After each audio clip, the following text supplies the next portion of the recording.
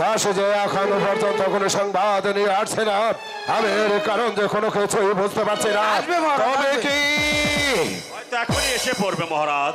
ওই তো দাসী এসে বলল। মহারাজ সর্বনাশ হয়ে গেছে মহারাজ। এই সর্বনাশ হয়েছে দাসী? মহারাজ কারাকক্ষে সত্যবতী প্রসব বেদনা শুরু হয়েছে। কি বলছেন দাসী? প্রসব বেদনা শুরু হয়েছে।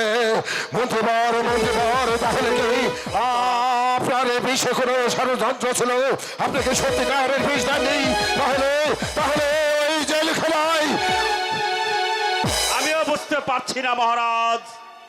আমি তো সত্যিই বিষ দিয়েছি, ভুল আছে। হয়তো বিষে কাজ করেনি মহারাজ। তাহলে শতপথী বিষ খেয়ে তার সন্তান নষ্ট না হয়ে ওই জেলখানায় শুরু হয়েছে তার উপর সব বেদনা। আমি যে কোনো কিছুই বুঝতে পারছি না।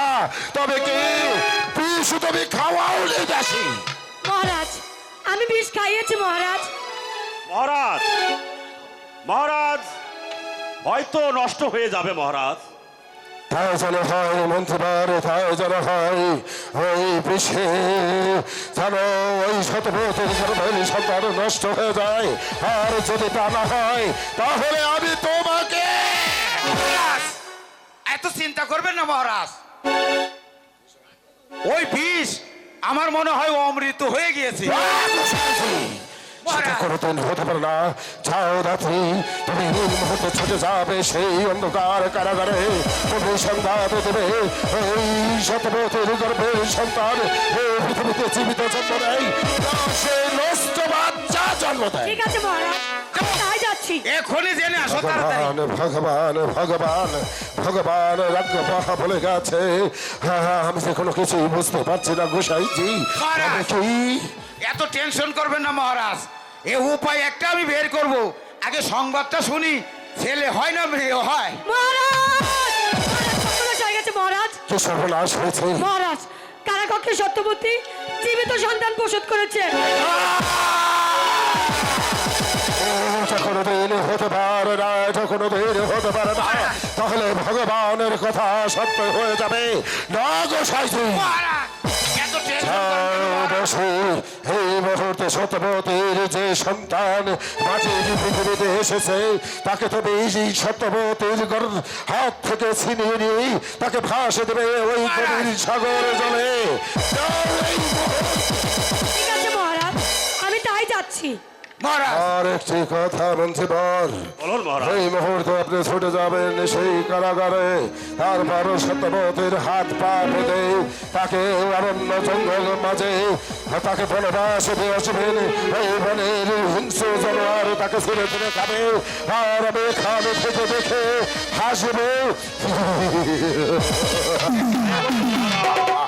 মহারাজ ওই ছেলেকে কোথায় বাসায় দিবার চাইলেন? সাগর জলে। উত্তম কাজ করেছেন, উত্তম কাজ করেছেন। কারণ ওই সাগরে বড় বড় হাঙ্গর এসে ওই ছাওয়ালকে খেয়ে ফেলবে। জানা হয় গোসাই, সেই জন্যই আমি ওই শতপথের গর্ভের সন্তানটাকে ওই সাগর জলে ভাসে দিতে বলেছি। সাগরের বড় বড় কুমির সাগরে তাকে খাবে খাবে খাবে, আর আমি সেটা দেখে হাসবো।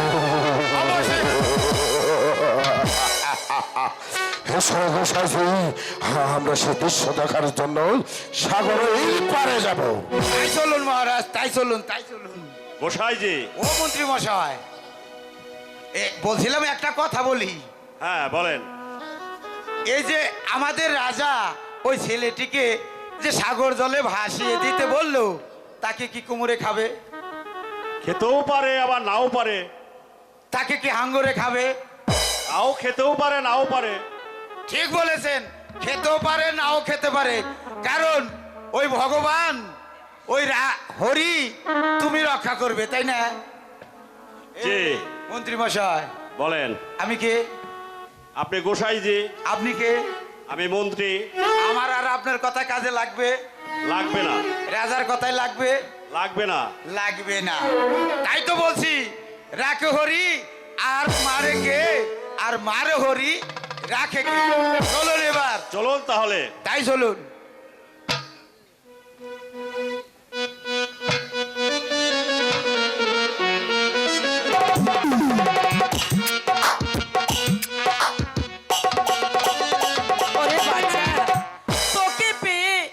আমার সকল দুঃখের কথা আমি ভুলে গিয়েছি। বাছা রে, তুই কি একটিবার আমাকে মা বলে ডাক। কি বাছা, তুই কি আমাকে মা বলে ডাকবি না? না, তোর ওই সন্তান তোকে কোনোদিনও মা বলে ডাকবে না। ধাত্রী, হ্যাঁ, চুপ করে ধাত্রী। বল আছে আদেশ, তোর এই সন্তানকে তোর বুক থেকে ছিনিয়ে নিয়ে ওই সাগর জলে ভাসিয়ে দিতে হবে। এটা রাজা রণজিৎ সিংহ রায়ের আদেশ। দে ধাত্রী, তোর প্রাণে কি দয়া ময়া বলতে কিছু নেই? আমার কাছে দয়াময় চেয়ে লাভ নেই। তোর কি ছেলে সন্তান নেই? আমার ছেলে সন্তান আছে বিদায় আমি তোর ছেলে সন্তানের দয়ামায়া করার প্রশ্নই আসে না ধাত্রী। ধাত্রী, এমন কথা বলিস না ধাত্রী, এমন কথা বলাও যে পাপ। পাপ না পুণ্য তা ভগবান এই নিষেধ করবে। বাচ্চা দিয়ে বলছি না, দে বলছি। আমি কিছু দেবো না। ঠিক আছে, দিবি না? তোর ওই সন্তানকে কি করে নিতে হয় তা আমি ধাত্রী ভালো করেই জানি।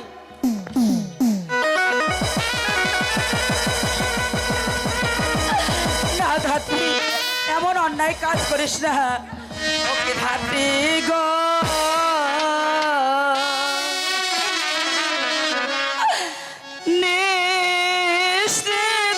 ধাত্রী আমার সন্তান।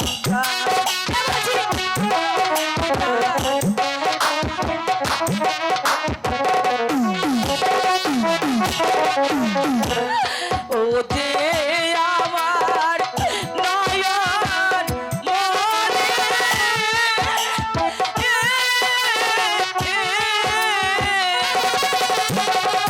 ওরে অঞ্চলের দন সোনার খনি, ধাত্রী গো,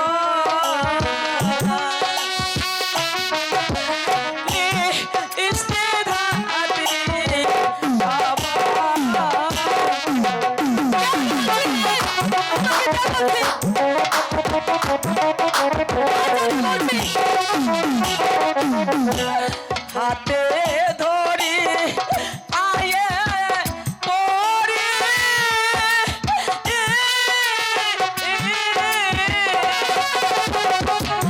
নিষ্ঠে ধাত্রী আমার সন্তান,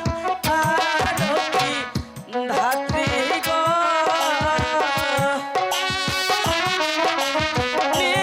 নিষ্ঠে ধাত্রী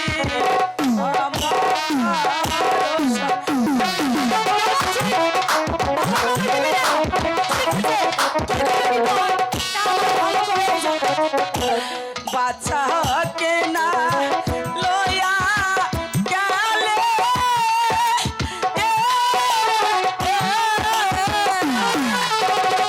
ওরা ধর্ম যাবে রসা বলে, ধাত্রী গো, ইষ্টে ধাত্রী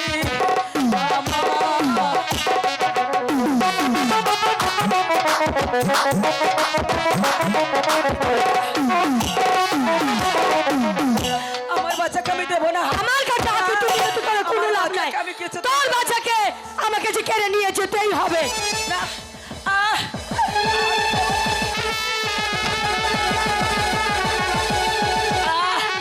ধাত্রী,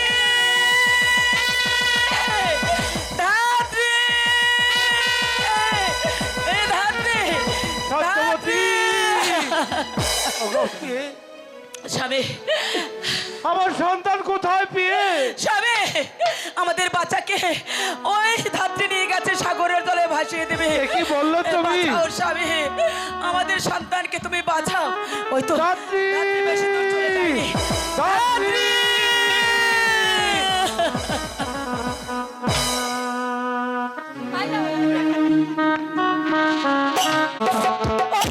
ওই তো সত্যবান আমার পিছু নিয়েছে। আমাকে তো দেরি করে চলবে না।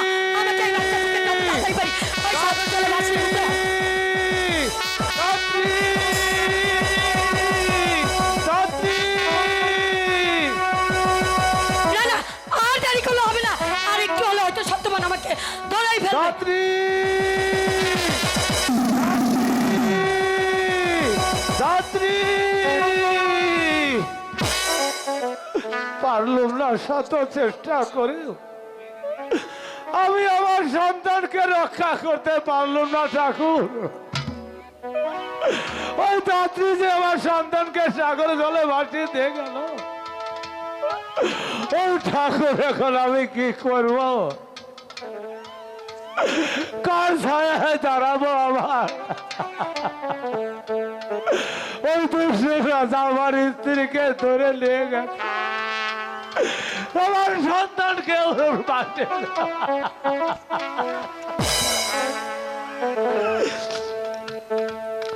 আমার কেউ আর রইল না রে,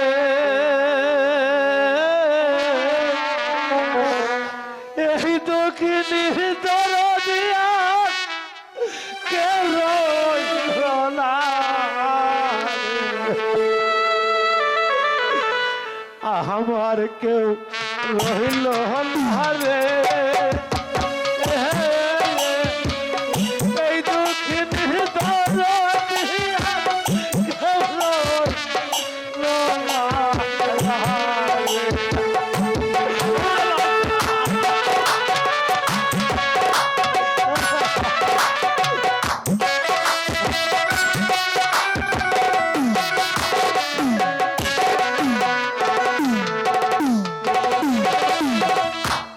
দুঃখে